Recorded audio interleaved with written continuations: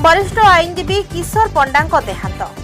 गंजाम जिला कविसूर्यनगर बार जनाशुना वरिष्ठ आईनजीवी किशोर पंडा आज आसिका मेडिकल देहांत हो जाएगी। से पूर्वर कोदला अदालत रे ओकिलाती आरंभ करी एवं दीर्घ दिन धरी कविसूर्यनगर रे कर्मस्थल भाव रही आसी कविसूर्यनगर कोर्ट रे कार्यरत थे।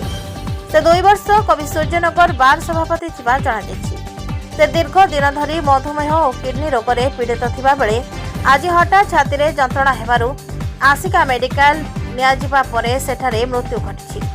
से जने मेलापी कर्तव्यपरायणता समानुवर्तिता थिले। आज तांकर मृत्यु खबर पाई कविसूर्यनगर और कोदलार बहु आईनजीवी कविसूर्यनगर बासभवन में पहुंचते। वकिल स्वर्गत पंडांकर अमर आत्मार सद्गति कामना करी सरकारी वकिल प्रभात कुमार सामल, बी शंकर पात्र, अशोक कुमार साहू, सुकुमार माझी, कैलाश बेहेरा, रामबाबू पात्र, मुरली पाणिग्राही, अशोक महाराणा समेत बहु आईनजीवी शोकबार्ता जणाइथिबा बेले गभीर श्रद्धांजलि जणाइछथि। Bureau report, JMJ news.